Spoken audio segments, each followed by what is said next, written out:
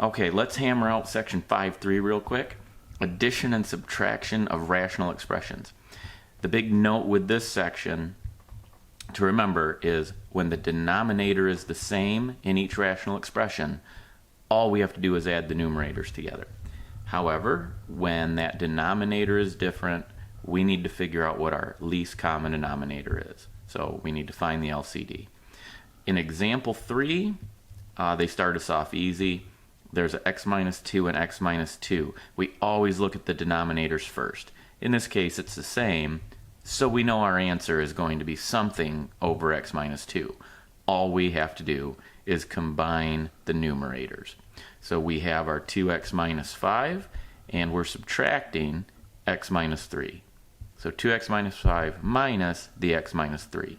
All we do is distribute that negative, and we get 2x minus 5 minus x plus 3, and all we have to do is combine our like terms. 2x minus x gives us x, negative 5 plus 3 is negative 2. X minus 2 over x minus 2, those cancel out, leaves us with 1. Now, let's jump ahead to example 5. Here, we don't have the same denominator, so we have to factor these two out to figure out what terms we have in order to get a least common denominator. So if we go over here real quick, we can get a better look at this. We factor this chunk out to x minus 3x plus 1. And here we have a perfect square minus a perfect square, so we get our plus minus, x plus 3x minus 3. So what we really have for our denominators is a x minus 3 times x plus 1 and an x plus 3 times x minus 3. The way we figure the least common denominator out is we just pick a spot to start and take each piece.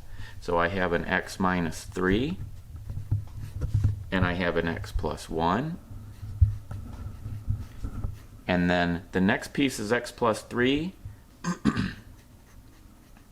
And then the next piece is x minus 3, but I already have an x minus 3. So I never use 1 twice. Since that already exists, it's not part of our LCD. So here's our least common denominator. So now what we have to do once we have that least common denominator is, the long way to think about it is we are multiplying through by that LCD. However, what we want to think is what piece is missing. That's all we need to know. In this case, those would factor out. We're left with x plus 3. So the difference with this rational expression is an x plus 3. So we would multiply our negative 2 times x plus 3. That would be over the least common denominator. And then we would add our 3 times whatever's missing in this piece.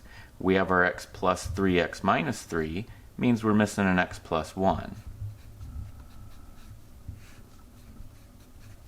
And that's how we can combine the numerators. We just look at the LCD and pick what is missing. What one's missing from this? It was x plus 3. What's missing from this? It was the x plus 1. So we multiply the numerator by that. Now, we just carry that work out, and we get a negative 2x minus 6 plus a 3x plus 3.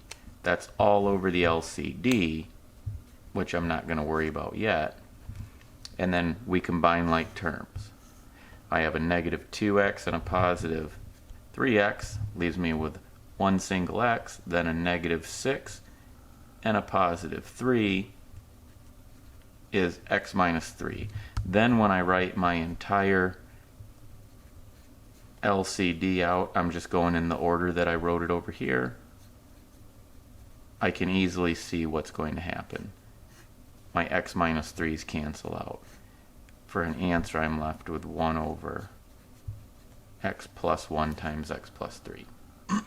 Back over here, I wrote it out a little bit cleaner. I just skipped that initial step, and here you can see I had the pieces that factored out here. This denominator is missing x plus 3, so I multiply the top and bottom by x plus 3. The second one was missing x plus 1. I multiply the numerator and denominator by the x plus 1. And that gave me this chunk that I added all together and ended up with what we found earlier. Now on to example 6. In this case, we still want to factor out, but here all we can pull out is a 2. So we're going to pull it out. That takes us over here to 2 times x plus 5. And in this one,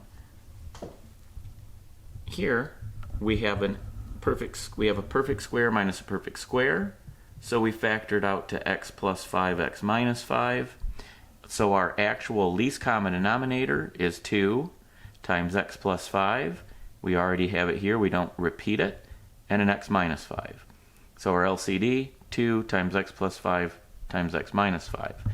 All we have to do for the numerator is multiply this piece by whatever is missing. I have my 2, I have my x plus 5, I'm missing an x minus 5. So I multiply that numerator by x minus 5. Here, I'm going to subtract this 5 times whatever's missing. I have the plus 5 minus 5. All I'm missing is a 2. So all I have to do is multiply my 5 by a 2. So I have that quantity that was missing times my numerator minus that quantity that was missing times my numerator. And when I do that, I get x squared minus x minus 20 minus 10.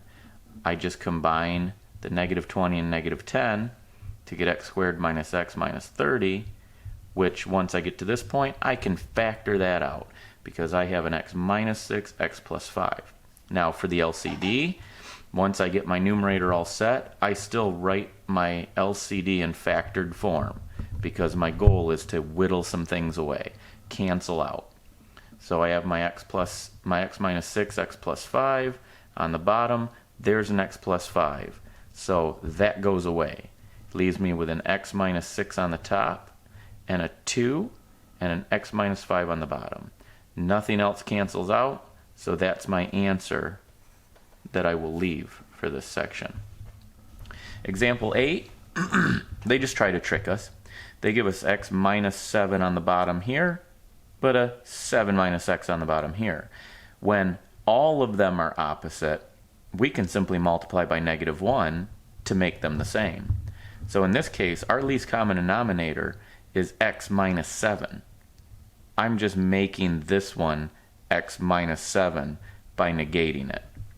So once I multiply through by my negative 1 here and here, remember, to make my denominator the LCD, whatever I do to get that, I do it on the top.